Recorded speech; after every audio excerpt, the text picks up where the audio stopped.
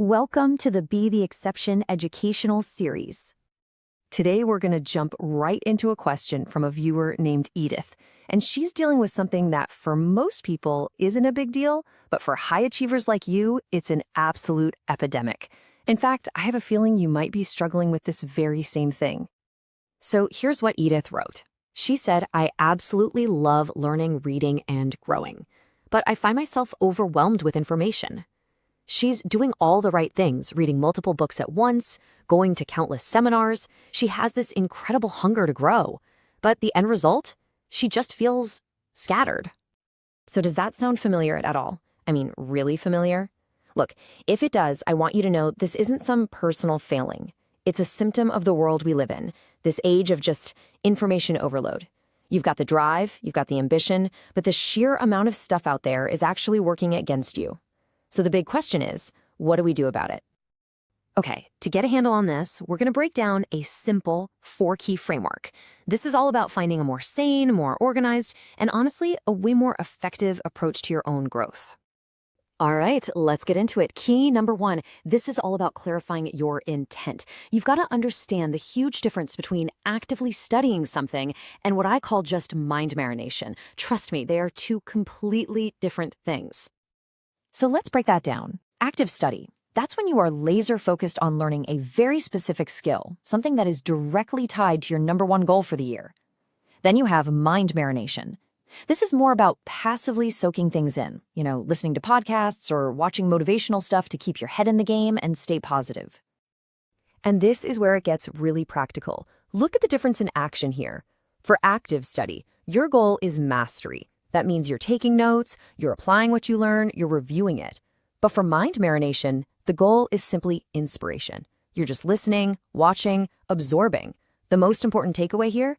Do not confuse the two. They have totally different purposes. Okay, moving on to our second key. This one is all about timing.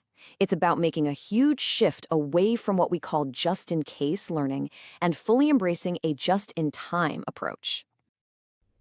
So many of us are driven by FOMO, right? The fear of missing out. We gobble up tons of random, disconnected information just in case we might need it someday. But what's the result? It usually does more harm than good. We end up feeling confused, overwhelmed, and pulled in a million different directions by conflicting advice. And here's the solution, right here. Instead of hoarding information for some imaginary future, you need to focus 100% of your real study time on the one skill you need to master right now to hit your goals. It's all about precision, not just piling on more volume. All right, key number 3. This is a super powerful strategy for navigating that endless sea of experts out there and finding a real mentor. It's a simple 2-step process. First, you go wide. Then, you go deep. So here's how that works. In the go wide phase, you're exploring. You read different books, you check out different thought leaders, you get a feel for the landscape. But, and this is the important part, once you find one author, one mentor that truly clicks with you, you stop going wide. You commit. You go deep with that one voice, and you consume everything they've put out.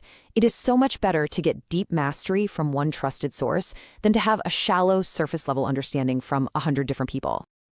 And that brings us to our 4th and final key. This one is all about balance. It's about realizing that you need to grow in 2 different ways. You need to grow your skills for your work, yes, but you also need to grow your wisdom as a human being. Now, look, probably 99% of your growth time is going to be focused on skill development and that supportive mind marination we talked about, and that's fine. But that other 1%, that is absolutely crucial. This is the time you carve out purely for the sake of gaining wisdom.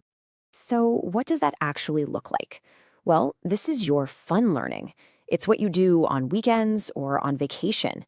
Maybe you read some classic literature or study art history, or you dive into biographies of people from completely different times and places.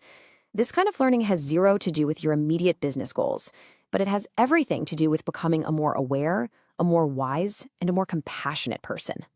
So there you have it. This isn't just a random list of tips, you guys. This is a prescription for clarity. It's a way to finally bring some sanity and organization to your growth and to make it radically more effective. So let's just quickly recap this 4-part strategy.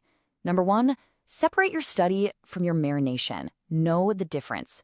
Number 2, focus on just-in-time, not just-in-case learning. Get what you need right when you need it.